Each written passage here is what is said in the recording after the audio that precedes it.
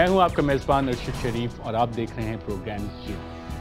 पाकिस्तान के लिए NATO supply root खोलना क्यों ज़रूरी है? क्या बहैसियत एक कौम हमें ये आदत पड़ चुकी है कि हम 100 प्याज भी खाएंगे और बाद में 100 जूते भी? ये कोई हमारा नेशनल करैक्टर बन चुका है? साथ साथ प्रोग्राम में नाज़रीन हम आपको ये भी बताएंगे कि वज़ीर आज़म यूसुफ रज़ा गिलानी साहब ये क्यों कहते हैं कि नवाज शरीफ साहब को फ़ौज और अदलिया के ज़रिए आने वाले चोर दरवाज़ों का रास्ता बहुत अच्छी तरह आता है। वज़ीर आज़म साहब ने ये बात क्यों की? इसके साथ साथ नाज़रीन हम आपको बताएंगे कि नवाब असलम रईसानी जो इस बात के लिए मशहूर हुए थे कि डिग्री तो डिग्री होती है चाहे जाली हो या असली, अदालतों से निमटने के लिए नवाब असलम रईसानी साहब ने वज़ीर आज़म यूसुफ रज़ा गिलानी को क्या मशवरा दिया। चलते हैं अपनी टॉप स्टोरी की जानिब। नेटो सप्लाई रूट के हवाले से आज ऐवान सदर में तमाम बड़े बैठे थे, जिसमें आर्मी चीफ भी थे, वज़ीर आज़म यूसुफ रज़ा गिलानी भी थे, डिफेंस मिनिस्टर, फॉरेन मिनिस्ट्री, और फॉरेन मिनिस्ट्री ने अपना पॉलिसी पेपर तैयार कर लिया जिससे बज़ाहिर ये लग रहा है कि हम कंडीशनल तौर पे नेटो सप्लाई रूट खोलने की तरफ जा रहे हैं। इसी मौजू पे बात करने के लिए हमें ज्वाइन कर रहे हैं पाकिस्तान मुस्लिम लीग नवाज़ के MNA मोअज़्ज़ज़ पार्लियामेंटेरियन अयाज अमीर साहब, और इस्लामाबाद स्टूडियो में एडिटर इन्वेस्टिगेशन रऊफ़ क्लास्ट्रा साहब हमारे साथ मौजूद हैं, जिनके पास बहुत सी इनसाइड खबरें इस हवाले से। अयाज अमीर साहब, पहले तो मैं आपसे पूछूंगा कि बहैसियत एक कौम क्या ये हमारा करैक्टर बन चुका है कि हम 100 प्याज भी खाएंगे और 100 जूते भी? और जैसे नेटो सप्लाई रूट के हवाले से काफ़ी वाज़ेह चीज़ें नज़र आ रही हैं, फॉरेन मिनिस्टर भी कह रही हैं कि हमें क्लोजर मिल गया और हमें अब ये खोल देनी चाहिए नेटो सप्लाई रूट, तो ये हमारा नेशनल करैक्टर क्यों बन गया ऐसे? नहीं, बहैसियत एक कौम हम जो है ठंडे दिल से कोई चीज सोच नहीं सकते। जज्बात के भाव में हम पहले आ जाते हैं। जज्बात के तहत हम जो है पता नहीं कौन से अलम अपने हाथ में खड़े कर देते हैं। फिर जब हकीकत की हवाएं चलती हैं तो फिर हम पसपाई इख्तियार कर लेते हैं। अब ये जो सारा मसला नवंबर के अटैक के बाद हमने किया, हमारे पास एक सबसे बड़ा एस का तुर्प का पत्ता यही था कि हम तोरखाम का वो जो है और चमन का सप्लाई रूट बंद करें। उसके बाद तो हमने कहा अमेरिका के ऊपर एटम बॉम्ब फेंकना था।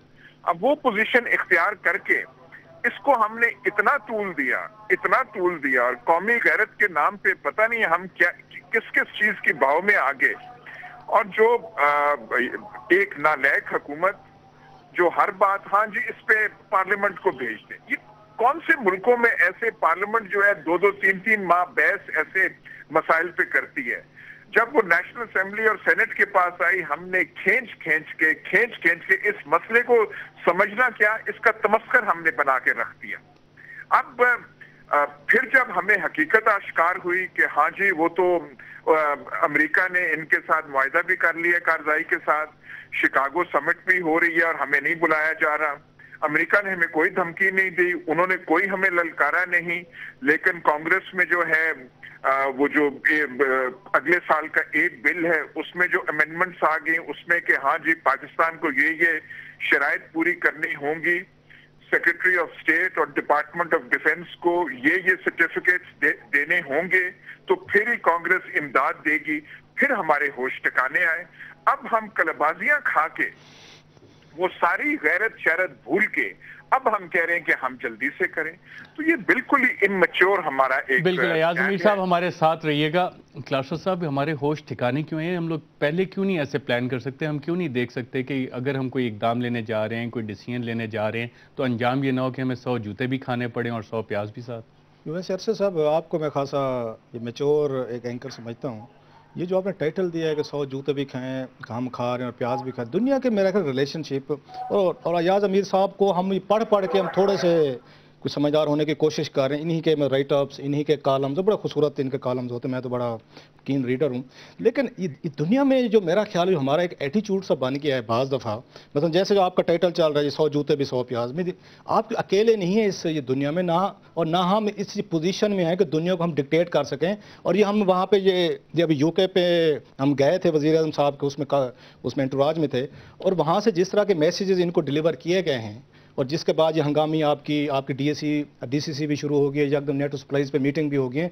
हमें अपनी औकात का अच्छी तरीके से पता है। दुनिया में आप ऐसे नहीं चल सकते। अपने औकात का पहले नहीं पता था कि जो स्टेप्स हम लेने जा रहे हैं वो आइसोलेशनिस्ट पॉलिसी है। नहीं अरशद, एक बताऊं, ये सवाल हमने ये हिना रब्बानी खार साहबा से जहाज में कल रात वापसी पे आते हुए, मैंने ही ये یہ سوال پوچھا تھا اس طرح گستاخی تو نہیں کر سکتا تھا جیسے آپ نے 100 پیاز یہ جوتوں والوں کی تھی، لیکن آلموسٹ اس سے ملتا جلتا سوال تھا. میں نے کہا کہ جو آپ ہمیں ریزننگ دے رہی ہیں نہیں مسٹ سے، آپ یہ تو ایگری کر رہے ہیں کہ ہم نے جوتے بھی کھائے اور میں یہ الفاظ نہیں یوز کروں گا کیونکہ انٹرنیشنل آپ کے ریلیشن شپ پہ اس طرح کی باتیں نہیں ہوتی. آپ کا گیو اینڈ ٹیک ہوتا ہے، پریشرز ہوتے ہیں، آپ کسی پہ دباؤ ڈالتے ہیں، پھر نیگوسیشن ہوتے ہیں، گیو اینڈ ٹیک کے ساتھ دنیا چلتی ہے. ہم نے گیو کیا کیا اور ٹیک کیا کیا؟ تو ان کا یہی کہنا تھا، میں نے ان کو یہی کہا جب انہوں نے بہت ساری آ کے ریزن دی اور نہیں مسٹ سے میرا ان سے ہنا ربانی خار صاحبہ سے پہلا انٹریکشن تھا.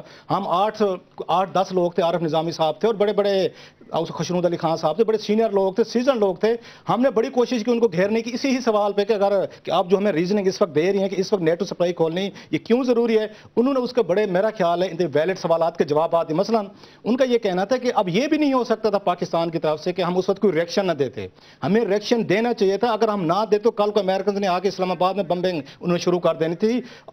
جتنا ریئیکشن دینا چاہیے تھا، ریزسٹنس کرنی چاہیے تھی، پاکستان نے کی ہے. اب وہ سمجھتے ہیں کہ دنیا کے اس وقت 48 ممالک نیٹو میں شامل ہیں. ہمارے یہاں بدقسمتی یہ جو ہمارا media including me as well, ہم نیٹو سے مراد امریکہ لیتے ہیں. یہ آپ دیکھیں پاکستان میں نیٹو سے مراد امریکہ لی جاتی ہے. اب جا کے ہمیں یہ فارن منسٹر بتا رہے نہیں کہ امریکہ کے علاوہ بھی دنیا میں 48 کنٹریز ہیں جو ہمارے دوست ہیں، یا دوسرے لفظوں میں ہمارا حقہ پانی وہ بند کرنے کی پوزیشن میں ہے. وہ جو 48 ملک ہیں اور بہت سارے آپ کے دوست ہیں اس میں سے. اور برٹن نے جو سب سے بڑی فیور پاکستان کو دی جس کے بعد آپ کی ڈی سی سی آپ کی ہو رہی ہے، انہوں نے آپ کو ایک وہاں پہ روٹ لے کے دیا، تجارتی روٹ لے کے دیا. یورپین یونین میں یہ پاکستانی مصنوعات جو ہیں ان کو انہوں نے سستا انہوں نے وہاں پہ ایکسیس لے کے دیا. حالانکہ بھارت اور بنگلہ دیش خلاف تھے کہ پاکستانی اشیاء جو ہیں ان کو یورو میں سستی آپ ان کو نہ بھیجنے دیں. آپ کو برٹن نے وہاں پہ ایکسیس لے کے دیے. اس کے بدلے اب آپ کو برٹن کہہ رہا ہے کہ جناب ہم نے آپ کو فیور کیا ہے تو کچھ جو ہمارے انٹرسٹ ہے ان کو بھی فیور کریں. ایاز امیر صاحب، ہم نے کیا کھویا ہے اس سارے گیم میں ابھی تک؟ نہیں میں سمجھا نہیں سوال آپ کا.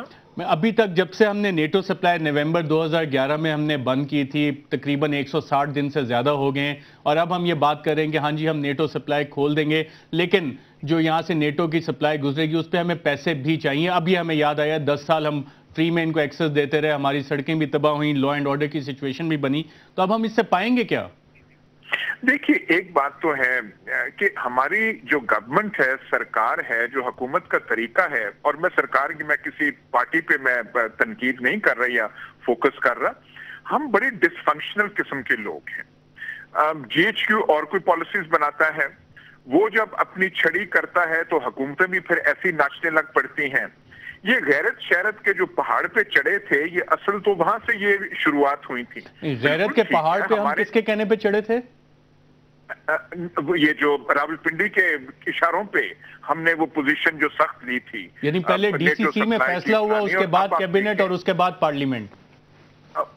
پارلیمنٹ بیچاری کیا ہے جی، پارلیمنٹ تو وہ نعرے لگاتی ہے ہم یہ کریں گے، اور جب یہ آپ نے یہ پی سی این ایس کا ریزولوشن وہاں پہ آیا تو ہم نے کہا دیکھیں جی یہ پہلی بار ہو رہا ہے. ہم پتہ نہیں کس کس ڈراموں میں ہم پھنس جاتے ہیں، ایسے ڈرامے جن کا کوئی معنی نہیں ہوتا، جن کا کوئی مطلب نہیں ہوتا. لیکن ہم نے کوئی ریسپانس کرنا تھا تو ہمیں کیلیبریٹ کر کے کرنا چاہیے تھا. ہاں ہماری چیک پوسٹ پہ، ہمارے وہ جو بارڈر پوسٹ ہے اس پہ حملہ ہوا تھا، ہمارے فوجی جو ہیں مارے گئے تھے، ہمیں ریسپانس دکھانا چاہیے تھا. لیکن آپ دیکھیں جب یوگوسلاویا میں نیٹو بمباری ہو رہی تھی تو چائنیز سفارت خانے پہ بم گرے تھے، ان کے لوگ مر گئے تھے. انہوں نے اظہار غصہ کیا، انہوں نے احتجاج کیا، لوگوں نے معافی مانگی، لیکن انہوں نے اسی کو حرف آخر نہیں سمجھا، پھر نارملائز ریلیشن کیے اور پھر آگے کی طرف چل پڑے. بالکل پالیٹکس اور ڈپلومیسی میں ایاز امیر صاحب there is never a final decision. اور جیسے آپ نے کہا کہ بغیر سوچے سمجھے ہم لوگ غیرت کے پہاڑ پر چڑھ جاتے ہیں، اور اس پہ ناظرین مزید بات کریں گے اور آپ کو پروگرام کے اگلے حصوں میں بتائیں گے کہ نواز شریف صاحب کے بارے میں وزیر اعظم یہ کیوں کہتے ہیں کہ وہ فوج اور عدلیہ کے ذریعے چور دروازوں سے آنے کی کوشش کرتے ہیں، اور ساتھ ساتھ نواب اسلم رئیسانی صاحب نے وزیر اعظم کو عدلیہ سے نمٹنے کا کیا مشورہ دیا، اس پہ بھی بات کریں گے. اور پروگرام کے اگلے سیگمنٹ میں ہمیں جوائن کریں گی مہرین انور راجہ جو پاکستان پیپلز پارٹی کی نمائندگی کریں گی ایک وقت کے بعد. ویلکم بیک ناظرین. اب ہم بات کر رہے ہیں کہ ہم نے نیٹو کی سپلائی روٹ تو کھولنا ہے اور اس کے لیے طریقہ کار کیا اپنایا جائے، نیٹو سے چارجز کتنے وصول کیے جائے، ڈرون اٹیکس جو ہوتے ہیں اس کے اوپر کیا بات چیت کی جائے، کیا فیس سیونگ لی جائے. لیکن یہاں پہ ایک بنیادی سوال ایاز امیر صاحب نے اٹھایا کہ ہمیں غیرت کے پہاڑ پر چڑھ کے بغیر سوچے سمجھے وہاں سے ہم بیانات دیتے ہیں. تو کلاسر صاحب یہ غیرت کے پہاڑ پہ ہمیں کس نے چڑھایا تھا؟ यही डिफेंस कमेटी ऑफ कैबिनेट थी, यही काबीना थी हमारी, यही पार्लियामेंट नहीं थी? एक जो मेरा ख्याल पॉलिटिकल हुकूमतों की बदकिस्मती रही है, चाहे कोई भी पॉलिटिकल हुकूमत है, इसमें हम सिर्फ एक को नहीं कह सकते कि जितने भी पॉपुलर फैसले होते हैं हमारी फौज खुद कर लेती है, और वो पहले से डिसाइड करके इनको टॉकिंग पॉइंट्स दे देते हैं कि सर हमने ये फैसला किया, आप जाएं कैमरे के सामने जाएं अनाउंस कर दें। मसलन ये नेटो सप्लाई बंद करने का फैसला था, ये पॉपुलर फैसला था, और मेरे जैसे बैठे थे तालियां बजाने वाला पूरा मुल्क, वाह वाह जी क्या फैसला किया है, फौज ने खुद ले लिया और डिसीजन हो गया, पूरा ये कन्वे भी हो गया। जो मुश्किल फैसला था, जब दुनिया के 48 कंट्रीज ने आप पे दबाव डाला, तो आपको पार्लियामेंट भी याद आ गई, जमहूरी लोग भी याद आ गए, आपको पूरे के पूरा एक सिस्टम भी नजर आ गया, और मुश्किल फैसला पॉलिटिशियन से करवाएंगे, और जितनी बदनामी होगी, और फिर उसके बाद आपके मेरे जैसे जो ये टॉक शोज वाले हैं, हम भी बैठ के इनकी ऐसी तैसी करेंगे, इन्हीं सियासतदानों की, उनको हमको आके कुछ नहीं कहेंगे जो इसको पीछे बैठ के इनकी डोरें हिला रहे हैं। एक और दूसरी बात इम्पैक्ट पे मैं आऊँगा, अगर आप ये रिलीज इसको नहीं बहाल करते, जो मेरी इन्फॉर्मेशन है ना, इनसाइड इन्फॉर्मेशन है, आपका अगला बजट फिर नहीं बनता।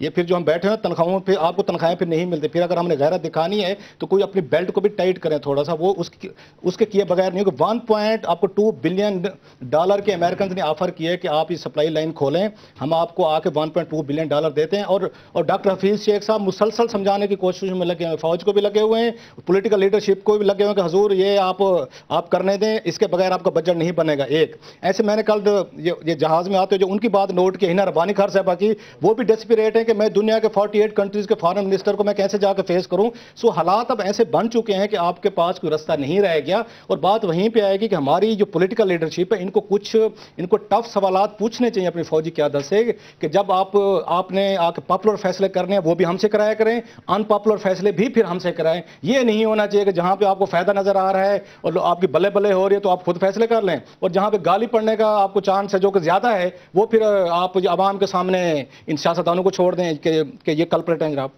अयाज अमीर साहब, रऊफ क्लासा साहब की आपने गुफ्तगू सुनी, क्या हमारे सियासतदान इतने ही मासूम हैं कि इन्हें ये नहीं पता लगता कि अनपॉपुलर डिसीजन जो है उसका ब्लेम सारा इनके ऊपर आ रहा है, और पॉपुलर डिसीजंस जैसे आपने भी कहा गैरत के नाम पे छड़ी का इशारा होता है और हम बगैर सोचे समझे पहाड़ पे चढ़ जाते हैं?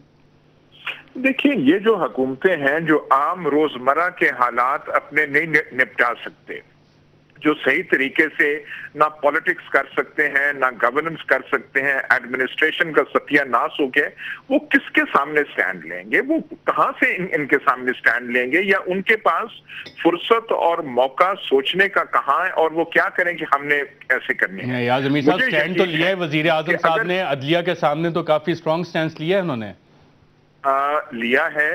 अगर फौज के इसमें नेटो सप्लाईज के बारे में भी सिर्फ आप सिविलियन हुकूमत पे फैसला छोड़ देते तो वो ज्यादा प्रैग्मेटिक फैसला इस वक्त से पहले कर लेते, लेकिन वो मेरे ख्याल और महाजों पे उनकी अटेंशन जो है मशगूल रही है, एक जुडिशरी, एक उनकी बाकी सर्वाइवल के, तो उन्होंने गालिबन इसी में आफियत समझी कि कम से कम इस जो है फ्रंट पे या इस गड़े में हम अपना हाथ ना डालें। तो ये बाय डिफॉल्ट जो है पाकिस्तान सारा जो है बड़ी एम्बैरेसिंग पोजीशन में हम डल गए हैं, इसमें कोई तफरीक नहीं है। आप देखें, होना तो ये चाहिए था कि आज जब पूरी कौम को सबक अब दिया जा रहा है कि हमें खोलनी पड़ेंगी नेटो की सप्लाईज, तो होना तो ये चाहिए था कि हमारे टफ स्टैंड्स के सामने हुकूमत बता सकती कौम को, देखें जी हमने ये 4-5 महीने स्टैंड लिया तो अमेरिका ने हमारी ये बातें करने पर, मानने पर मजबूर हो गई है। बिल्कुल। अयाज अमीर साहब हमारे साथ रहिएगा।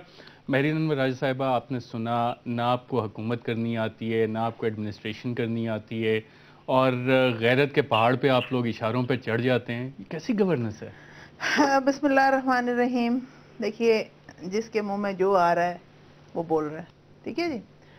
जिसका दिल चाह रहा है बगैर डिग्री के जज बना हुआ, बगैर डिग्री के जज बना हुआ, डिग्री के जज बना, यहाँ तो आप कहते हैं ना बगैर डिग्री के MP MNA बने, यहाँ पे जजमेंट्स दे रहे हैं हर 5 बगैर डिग्री के जज कौन बना हुआ है? सियासतदान ही हमारे बने ऑपोजिशन के, बगैर डिग्री के जजेस की तो नहीं मैं बात कर रही, मैं एक मुहावरतन बात कर रही हूँ कि जिसका दिल चाह रहा है इंटरप्रिटेशन कर रहा है इनकी, हैं, और उसके बारे में बात कर रहे हैं। नहीं, इंटरप्रिटेशन तो काम अदलिया का है ना। देखिए बात यह है کہ اس کو وزیر اعظم اپنی انٹرپریٹیشن کر رہے ہیں، اپوزیشن اپنی کر رہی ہے، تو پورے ملک کا حال ہے. دیکھیں وزیر اعظم صاحب وہی وزیر اعظم ہے نا جسے ایک ایگزیکٹو آرڈر سے ساری عدلیہ کو بحال کر دیا، ٹھیک ہے. پھر وزیر اعظم وہی ہے نا جنہوں نے 18ویں ترمیم لے کے آئے، کنسنسس پیدا کیا، آج کانسٹیٹیوشن کو ڈیفینڈ کر رہے ہیں. یہ ایک الگ کہانی چلی جائے گی. آپ کا آج ٹاپک جو ہے یہ نیٹو سپلائز کے بارے میں ہے. دیکھیے بات یہ ہے، سب سے امپورٹنٹ چیز، ٹھیک ہے انٹرنیشنل لیول پہ جو ہو رہا ہے، امریکہ کے ساتھ ہمارے تعلقات میں جو نشیب و فراز امریکہ نے ابھی تک 160 دنوں میں تقریباً دیا کیا ہے؟ نہیں، جو ہمارے نشیب و فراز 50s اور 60s کی دہائی سے رہے، ہم نے ہمیشہ ان کا ساتھ دیا. جو بھی پریسلر ترمیم تھی، سیٹو سینٹو، تمام چیزوں کے باوجود آج یہ معاملات ہیں. دیکھیے امریکہ کو ایک چیز تو بہت باور کرنی پڑے گی، اور ہم کروا چکے ہیں، کہ ہم ایک امپورٹنٹ نیوکلیئر رسپانسبل اسٹیٹ ہیں. اور جو امن و امان کی وہ بات کر رہے ہیں، ہم باور کروا چکے ہیں امریکہ کو. جی اگر دیکھیے بات یہ ہے ارشد صاحب، آپ اٹیک کر کے یا نیوکلیئر جو آپ کے پاس بامز وغیرہ یا پڑے ہوئے ہیں، جو بھی، کیا آپ ان کو چلا کے باور کراتے ہیں؟ جو مہذب ممالک ہوتے ہیں وہ بات چیت کر کے، جس طرح ہم نے 6 مہینے ریزسٹ کیا، نیٹو سپلائز کو نہیں کھولا، ہم نے اپنا احتجاج رجسٹر کروایا، مگر ہم گلوبل ولیج میں رہتے ہیں. ہم نے ان معاملات کو، آپ نے نہیں کیا، پنڈی کے اشارے پہ آپ غیرت کے پہاڑ پہ چڑھے تھے. دیکھیے ارشد صاحب بات یہ ہے کہ ایاز امیر صاحب بھی کچھ کہتے ہیں، شریف صاحب بھی کچھ کہتے ہیں، ہمارے خان صاحب سونامی صاحب بھی کچھ کہتے ہیں. میں صرف ایک بات کہنا چاہتی ہوں کہ جب فورن پالیسی کا معاملہ آئے تو سیاست اپنی جگہ پہ، دنیا میں ایک سٹینس کے ساتھ جانا چاہیے. اس ملک کا المیہ یہ ہے، ایک منٹ، نہیں، اس ملک کا المیہ یہ ہے کہ یہاں پہ ڈکٹیٹر آتا ہے تو بٹا بیر کے، ایوب خان نے بٹا بیر کے جو وہ تھے دے دیے آپ کے جو امریکہ کو. اس کے بعد پھر مشرف آیا، اس نے فوراً فیصلہ کیا اور تمام معاملات ایک طرح سے کر دیے. افسوسناک بات یہ ہے یہ ڈکٹیٹرز کیسے آتے ہیں. آپ جس دیکھیں ساری قوم کو پتہ ہے، آپ ایک عوامی ریپرزنٹیٹیو ہیں، اور مجھ جیسے بہت سارے لوگ آپ سے یہ جاننا چاہتے ہیں. ارشد صاحب آپ کہتے ہیں جیسے قرآن شریف میں لکھا ہوا ہے کہ نماز کے قریب مت جاؤ، بس آگے یہ نہیں آپ بتاتے کہ نشے کی حالت میں بابا نہ ڈکٹیٹرز آئیں اگر ٹولے اس کا ساتھ نہ دیں، اگر جوڈیشری اس کا ساتھ نہ دے، نہ آج پاکستان یہاں پہ کھڑا ہو. آج اگر ہم بات کر رہے ہیں کہ اس کو بحال کرنا ہے، یا دنیا بات کر رہی ہے، یا آپ تو دیکھیں کیا آپ ایک چھوٹا سا سوال، پہلے فیصلہ صحیح تھا یا اب فیصلہ صحیح ہے؟ پہلے بھی صحیح تھا. کل ڈی سی سی کی میٹنگ ہونے جا رہی ہے، اس کے بعد کابینہ کا اجلاس ہوگا، وہاں اہم فیصلے لیے جائیں گے جس کو کابینہ اپروو کرے گی. دیکھیے ارشد صاحب آپ سے دیکھیے میڈیا بہت اپنا کردار ادا کر رہا ہے، مگر یہ جو آپ لوگوں کا ایک کردار ہے نا کہ اگر ایسا ہو گیا تو پھر آپ کیا کریں گے؟ بابا پھر وہی کریں گے جو ملک و قوم کے انٹرسٹ میں بہتر ہوگا. کیا ہم کوئی افریقہ سے آئے ہوئے ہیں؟ کیا ہم سوڈان سے آئے ہوئے ہیں؟ ہم بھی تو پاکستانی ہیں. ہم بھی تو کہتے ہیں کہ 6 مہینے ہم نے ریزسٹ کیا. 6 مہینے کوئی آسان کام نہیں ہے ان حالات میں، جب 40,000 لوگ ہمارے شہید ہو چکے ہیں، جب ہم ایک ایسی جنگ لڑ رہے ہیں جو ہماری جنگ نہیں تھی، ہم پہ مسلط کی گئی، جب انٹرنیشنل فورسز بھول گئیں یہاں پہ جہاد کیا گیا، انٹرنیشنل فورسز بھول گئیں کہ یہاں پہ جہاد ہوا تھا، اور وہ پھر اپنی معاملات کرنا شروع ہو گئیں، اور 9/11 کے بعد یاد آیا کہ پاکستان بھی کہیں سٹینڈ کرتا ہے. آج معاملات اس کے جو صحیح تناظر ہے اس میں دیکھنے پڑیں گے. صحیح تناظر میں چیزیں دیکھنی ہے. یہاں پہ مجھے مہینہ مراد صاحبہ وقفہ لینا ہے، اور ناظرین وقفے کے بعد جب واپس آئیں گے تو آپ کو بتائیں گے کہ وزیر اعظم یوسف رضا گیلانی صاحب یہ کیوں کہتے ہیں کہ نواز شریف عدلیہ اور فوج کے ذریعے چور دروازے کے ذریعے ہی آنے کی کوششیں کرتے ہیں. ایک وقفے کے بعد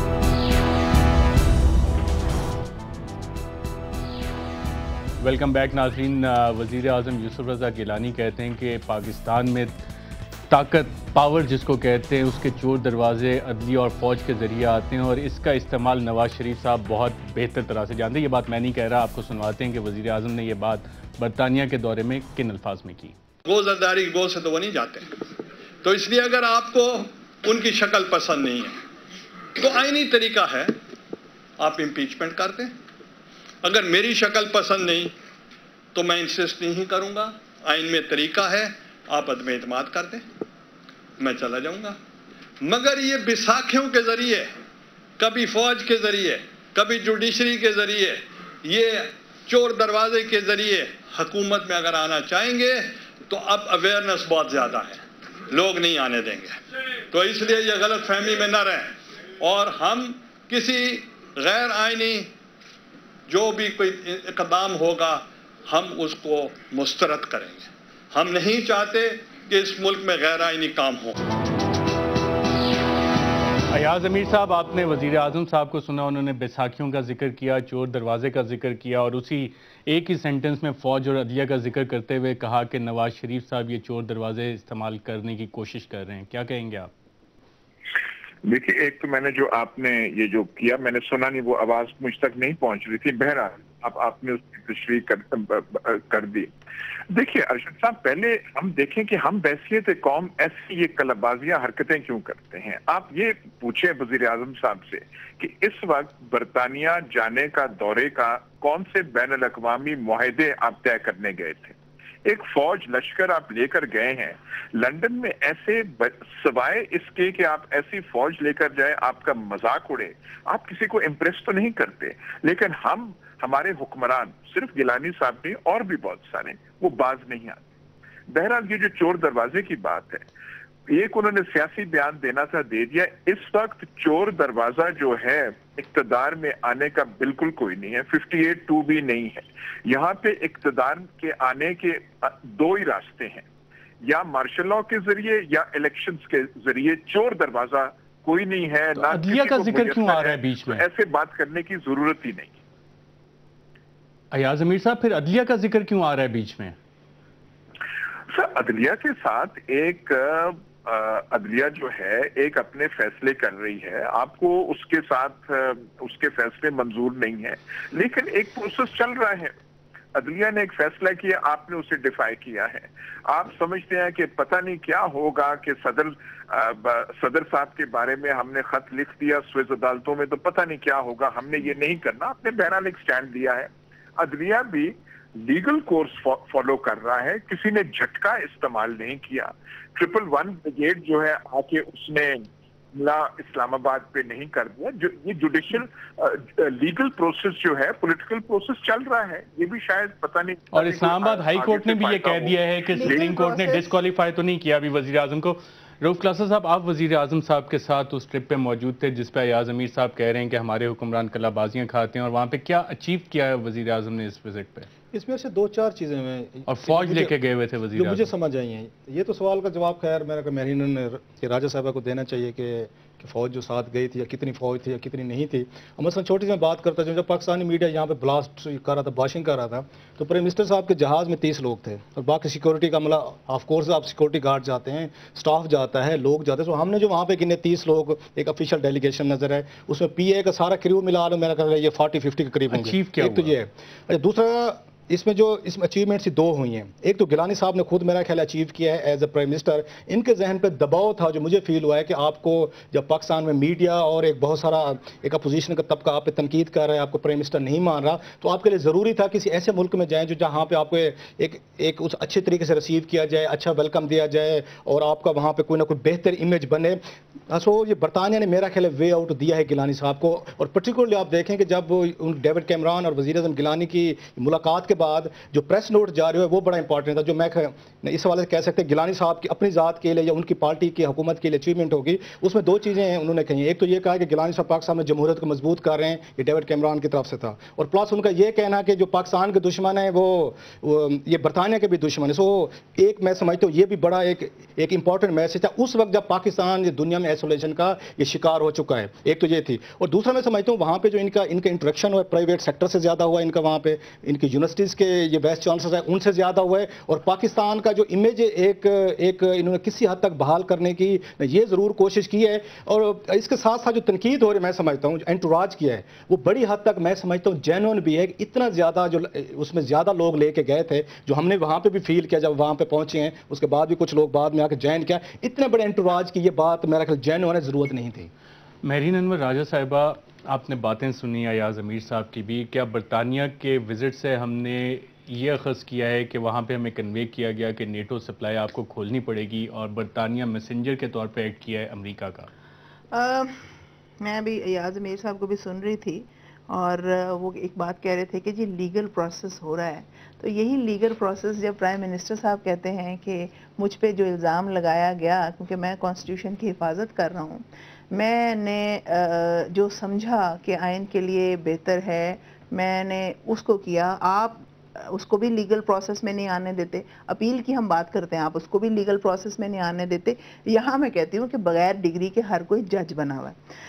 دیکھیے جہاں تک بات ہے کہ پرائم منسٹر صاحب باہر گئے ہیں، انہوں نے دورہ کیا ہے، یہ روٹین کا ایک دورہ تھا، کون سی ان لافل چیز کی ہے انہوں نے، کیا ایسی بات کی ہے؟ آپ نے دیکھا کہ کیمرون نے کہا کہ جمہوریت کی وہ خدمت کر رہے ہیں، جو پاکستان کا دشمن ہے وہ یو کے ہمارا بھی دشمن ہے۔ تو اس سے ایک میسج یہ گیا ہے کہ جو اپوزیشن والوں ان کی جو خواہش ہے، ان کی خواہش کے مطابق چیزیں نہیں چل سکتی، چیزیں چلیں گی آئین اور قانون کے مطابق۔ آج اگر یہ چاہتے ہیں کہ پاکستان پیپلز پارٹی کو صفحہ ہستی سے ہی مٹا دیں، جو ان کے لیڈران کی خواہش تھی اور جو ججمنٹس میں بھی لکھی گئی ہیں کہ مائی بلڈ بوائلز، یہ محترم نواز شریف صاحب کے الفاظ تھے جو P L D 1998 page number اب مجھے یاد نہیں ہے، انہوں نے کہا my blood boils I want to crush this party. میں اس کی آپ کو اتھارٹی بھی پوری دے دوں گی۔ تو ان کی خواہش کے مطابق معاملات نہیں ہو سکتے۔ اگر زیادہ لوگ لے کے چلے گئے یا کم لوگ لے کے چلے گئے، وہ آپ کی سجیشن آ سکتی ہے کہ نہیں لے کے جانا چاہیے تھا، ہمارے پاس اتنے پیسے نہیں تھے، مگر جب پرائم منسٹرز جاتے ہیں، پریزیڈنٹس جاتے ہیں، تو پھر ایک طریقہ کار ہوتا ہے، اس طریقہ کار کے مطابق جاتے ہیں۔ دیکھیے بات یہ ہے کہ انلیگل کام کون سا ہوا ہے، اور جیسے سونامی خان صاحب کہتے ہیں کہ چیف جسٹس صاحب کی جا کے پھول دے رہے ہیں، کیوں؟ ان کی وائف کو، یا کل میں نے ایک ٹی وی پروگرام پہ سنا ایک اینکر ان سے پوچھ رہا تھا کہ جی آپ نے کیا ضرورت تھی آپ کو جا کے ان کے گھر والوں کو پھول دینے کی؟ دیکھیے پاکستان پیپلز پارٹی نے جوڈیشری کی کمپین ہے، اس میں اپنے کارکنان کی جانیں دی ہیں۔ آج پھول دینے سے ان کو انسٹرومنٹ نہ بنائیں، اور یہ عدلیہ کو بھی سمجھنا، یہاں پہ ہم ایک وقفہ لیتے ہیں اور وقفے کے بعد جب واپس آئیں گے تو آپ کو بتائیں گے کہ بلوچستان کے چیف منسٹر رئیسانی صاحب نے عدلیہ سے نمٹنے کے حوالے سے وزیر اعظم گیلانی کو کیا مشورہ دیا۔ جی ہاں، وہی رئیسانی صاحب جو کہتے ہیں ڈگری تو ڈگری ہوتی ہے، چاہے اصلی ہو یا جعلی۔ ایک وقت کے بعد ویلکم بیک ناظرین۔ وزیر اعظم یوسف رضا گیلانی نے اپنے برطانیہ کے دورے میں ایک اور بات بھی کی اور ایک سوال اٹھایا۔ سوال وزیر اعظم کی زبان سے سنتے ہیں اور ہم کوشش کریں گے کہ ایاز امیر صاحب سے اس کا جواب لیں۔ سنیے وزیر اعظم کیا سوال پوچھتے ہیں۔ ہم اڈیالہ میں تھے، ہم جیل میں تھے، یہ اٹک میں تھے۔ میں پوچھنا چاہتا ہوں اٹک کا فاصلہ اور اٹک کا سفر انہوں نے جدہ تک کیسے کیا، اور کس آئین کے تحت کیا، کس قانون کے تحت کیا؟ ایسے تو ریمنڈ ڈیبلز بھی نہیں گیا جیسے یہ کہیں۔ جی ناظرین، آپ نے سنا وزیر اعظم صاحب سوال پوچھے تھے کہ نواز شریف صاحب جو صدر ہیں پاکستان مسلم لیگ نواز کے، ان کے سربراہ ہیں، انہوں نے اٹک سے جدہ کا سفر کیسے کیا؟ ایسے تو ریمنڈ ڈیوز بھی پاکستان سے نہیں گیا۔ ایاز امیر صاحب کیا کہیں گے اس بیان پہ؟ اشرف صاحب مجھے آپ یہ بتائیں، اس ہماری قوم کا علاج کیا ہے؟ ہمیں کون کوئی چیز صحیح سکھائے گا؟ آپ یہ بتائیں، کسی اور ملک کا سربراہ یا وزیر اعظم دوسرے ملک میں جا کے اپنے سیاسی بندے جو ہیں وہاں پہ دھوتے ہیں ایسے؟ یہ جو فرما رہے ہیں ریمنڈ ڈیوس اور اڈیالہ جیل اور جدہ، یہ برطانیہ میں جا کے فرما رہے ہیں۔ اتنا تو آپ نے مان لیا اس ڈسکشن میں، رؤف کلاسرا صاحب نے بھی کہا کہ وہ جی ایک تاثر دینا چاہتے تھے کہ ہم اتنے آئسولیٹ نہیں ہیں اور برطانیہ جیسا ملک ہمیں پروٹوکول دے رہا ہماری، تو اس کا مطلب ہماری اوقات تو یہ ہے نا اس ملک کی اور ہمارے وزیر اعظموں کی کہ ہمیں ایک تھپکی سی چاہیے 10 ڈاؤننگ اسٹریٹ کے سامنے، وہ جو آدھا گھنٹہ یا 45 منٹ وہ ملاقات بخشتے ہیں اور اسے ہم کہتے ہیں ہاں جی ہم بچ گئے۔ تو اگر یہ ہماری حالت ہے، شروع آپ ہوئے تھے نیٹو سپلائی سے، ہم نے دنیا کو یا امریکہ کو کیا آنکھیں دکھانی ہے؟ اور یہ بیسک یہ جو پولیٹیکل سیویلٹیز ہیں ہمیں کون سکھائے گا؟ بیسک پولیٹیکل سیویلٹیز بھی نہیں آتی۔ جی ایاز امیر صاحب ہمارے ساتھ رہیے گا۔ میرین مراجع صاحبہ، بیسک سیویلٹیز بھی، پولیٹیکل سیویلٹیز بھی ہمیں نہیں آتی۔ ایک ملک کا وزیر اعظم دوسرے ملک میں جا کے اپنے ہی ملک کی سیاسی قیادت کے بارے میں یہ باتیں دیکھیں نا، سوال کا آپ کے جواب تو نہیں دیا نا انہوں نے، ایاز امیر صاحب کے پاس جواب ہی نہیں تھا۔ انہوں نے ایک معمولی سا سوال کیا ہے کہ جدہ کا سفر کیسے ہو گیا؟ آخر اس پہ کسی نے کام کیا ہوگا, کوئی چودھری صاحب پڑے ہوں گے پیچھے, کوئی معاملات ہوئے ہوں گے, جدہ پہ ڈاکومنٹیشن ہوئی, معافی نامے سائن ہوئے, اس کے بعد جدہ کا سفر ہوا. ریمنڈ ڈیوس واقعی ایسے نہیں گیا, کیونکہ اس وقت تو جمہوریت تھی, اس وقت ڈکٹیٹر تھا, آسان کام تھا, معافی مانگی چلے گئے. ایاز امیر صاحب نے آپ کے سوال کا جواب نہیں دیا. انہوں نے کہا لنڈن میں جا کے یہ بات کرنے کی کیا ضرورت تھی اپنے ہی سیاستدان کے بارے میں. انہوں نے کہا کچھ دھو رہے تھے, وہ میں سمجھ نہیں سکی کہ کیا. ہاں, ڈرٹی, اس کا مطلب ہے ڈرٹی لنن تھی نا ان کی, اپنے آپ کو انہوں نے ڈرٹی لنن, اپنی اس بات کو, وہ جو پیچ ہے وہ ڈرٹی لنن ہے نا, ہم نے تو نہیں کہا ڈرٹی لنن, انہوں نے کہہ دیا نا. اب دیکھیے بات یہ ہے, پرائم منسٹر صاحب نے بالکل ٹھیک کہا ہے, آئین اور قانون کی بات کی ہے انہوں نے کہ بابا میں قانونی طور پہ, آئینی طور پہ ایک پرائم منسٹر ہوں, آپ میرے پہ انگلی اٹھا رہے ہیں, ایک انگلی میری طرف ہے تو 8-10 انگلیاں آپ کی طرف ہیں. اچھا رؤف کلاسر صاحب, ایک اور بات ہمیں پتہ لگی, آپ کے پاس شاید تفصیلات ہوں, کہ بلوچستان کے چیف منسٹر نواب اسلم رئیسانی صاحب نے وزیر اعظم صاحب کو عدالتوں سے نمٹنے کا کوئی مشورہ دیا ہے, وہ کیا مشورہ ہے؟ یہ اکثر آپ کہہ سکتے ہیں ہارسز ماؤتھ سے مجھے پتہ چلا ہے کہ جب یہ آئے رسانی صاحب ملنے کے لیے وزیر اعظم گیلانی صاحب کے پاس گئے پرائم منسٹر ہاؤس, تو ان سے ایک دن پہلے ان کو وہاں پہ, آپ کو یاد ہوگا, سپریم کورٹ آف پاکستان نے جو ان کا کوئٹہ میں بینچ انہوں نے بلایا ہوا تھا, پہلے انہوں نے میرا خیال آئی جی کو بلایا, پھر انہوں نے ہوم منسٹر کو بلایا, اور پھر انہوں نے جا کے نواب رسانی چیف منسٹر کو بلایا. تو رسانی صاحب بھی نہیں پیش ہوئے, ان کی کابینہ کے وزیر بھی نہیں پیش ہوئے. تو اس پہ رسانی صاحب نے جب ان کی ڈسکشن ہوئی ہے گیلانی صاحب سے, تو انہوں نے اپنا جو مخصوص سٹائل ہے جیسے کہتے ہیں, انہوں نے کہا گیلانی صاحب آپ نے کیا آپ کرتے ہیں, آپ کو جب بھی سپریم کورٹ بلاتے ہیں آپ یہ چلے جاتے ہیں. انہوں نے کہا مجھے سپریم کورٹ آف پاکستان نے بلایا تو میں تو نہیں کیا کوئٹہ میں, تو میرا کیا کر لیا انہوں نے. سو یہ ایڈوائس انہوں نے, یا مجھے نہیں پتا کہ یہ کتنی یا اچھی یا بری ایڈوائس ہے, بہرحال یہ ایڈوائس انہوں نے گیلانی صاحب کو دی ہے کہ عدالتوں کو ڈیل کرنے کا ایک طریقہ یہ بھی ہو سکتا ہے کہ آپ کو بلائیں آپ جائیں نا. اور جیسے انہوں نے کہا کہ مثال سے واضح ہوتا ہے کہ میں نہیں کیا, اور اس کے بعد نہ میڈیا نے کوئی اس پہ بات کی ہے, نہ جوڈیشری نے بات کی ہے, نہ ان کو توہین عدالت کا نوٹس کیا ہے, نہ ان کے خلاف کوئی کارروائی ہوئی ہے. سو وہ یہ چاہتے ہیں کہ اگر آپ کو بھی سپریم کورٹ آف پاکستان بلائے تو آپ کو نہیں جانا چاہیے. یہ تو کوئی اچھی ایڈوائس نہیں ہے جو رئیسانی صاحب نے دی ہے. میں نے انفارمیشن شیئر کی ہے. ارشد شریف صاحب, بات یہ ہے کہ جب پی ایم صاحب گئے ہیں تو ہو سکتا ہے یہ بات, ہمارے ذرائع یہ بتاتے ہیں کہ یہاں پہ چودھری نصاف صاحب, مجھے بہت عزت ہے ان کے لیے, انہوں نے بھی لوگوں کو منع کیا ہے کہ ان کو وہ ریسیو نہ کریں. اور جہاں تک کنٹیمپٹ کی بات ہے, میں کہنا چاہتی ہوں تو علی احمد کرد بہت بڑے انسان ہیں جنہوں نے عدلیہ کی تحریک کے اندر, میں سمجھتی ہوں جج صاحب کو بحال کرانے کے لیے ان کا کردار اور ان کی تقریریں, میں خود ہوتی تھی ساتھ, تو انہوں نے ٹی وی میں بیٹھ کے ججز کو فرعون کہا ہے. تو سب سے پہلے تو ان کو کنٹیمپٹ نوٹس جانا چاہیے اور ان کو کنٹیمپٹ لگنی چاہیے, اور ان کو یہ بات نہیں ہے. آپ کی پارٹی نے بھی تو کہا ہے, آپ کی پارٹی کے ممبران نے بھی کہ پٹی دا ججز, میں اس پہ بھی آتا ہوں, لیکن اس سے زیادہ ایک اور انفارمیشن ہے. ارشد صاحب, ہماری پارٹی پہ تو الزامات ہی الزامات ہیں, مگر میں بتاؤں کہ وقت ثابت کرے گا. جیسے بھٹو صاحب کو پھانسی لگی اور وقت نے ثابت کیا وہ غلط تھا, اب وقت ثابت کرے گا کہ آج کا فیصلہ ٹھیک ہے یا غلط ہے. آپ کے خیال میں رئیسانی صاحب صحیح کہہ رہے ہیں؟ انہوں نے کہا, میں نے سنا نہیں. عدالت بلائے گی تو جائیں گے, وہ ہو نہیں سکتا کہ نہ جائیں, اور چیف جسٹس افتخار چودھری صاحب چھوڑ دیں انہیں.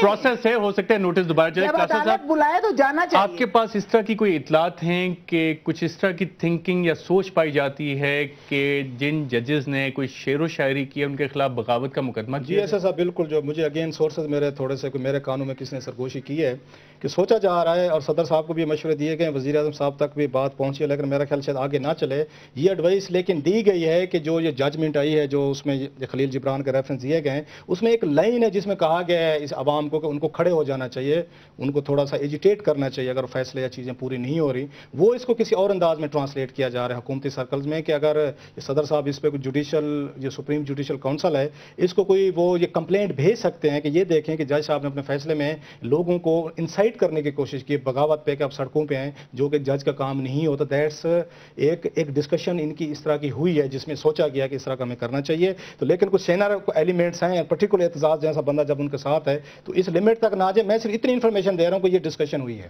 میرین انور راجہ صاحبہ, آپ اسٹیٹ منسٹر فار لا بھی رہی ہیں اسی حکومت میں, اس طرح کی تھنکنگ پائی جاتی ہے آپ کی پارٹی میں؟ کوئی ایسا انہوں نے کیا ہے اس کے بارے میں مجھے کوئی بہت علم نہیں ہے. جی, میرین انور راجہ صاحبہ, رؤف کلاسر صاحب, ایاز امیر صاحب, آپ تینوں کا پروگرام کیوں میں شرکت کا شکریہ. ناظرین, دفاعی کمیٹی کابینہ کی اس کا اجلاس بھی ہو رہا ہے, اس کے بعد کابینہ کا اجلاس بھی ہوگا, اور کنڈیشنل طور پہ ہم نیٹو سپلائی کھولنے کی طرف جا رہے ہیں. جس کے بارے میں ہم نے آپ کو بتایا کہ اور ایاز امیر صاحب نے کہا کہ ہم بغیر سوچے سمجھے غیرت کے پہاڑ پہ چڑھ جاتے ہیں، اشارے چاہے کہیں سے بھی آئیں، تھوڑا بہت سوچ سمجھ کے فیصلے کرنے چاہیے۔ آج کے پروگرام میں ناظرین اتنا ہی، اجازت دیجیے گا۔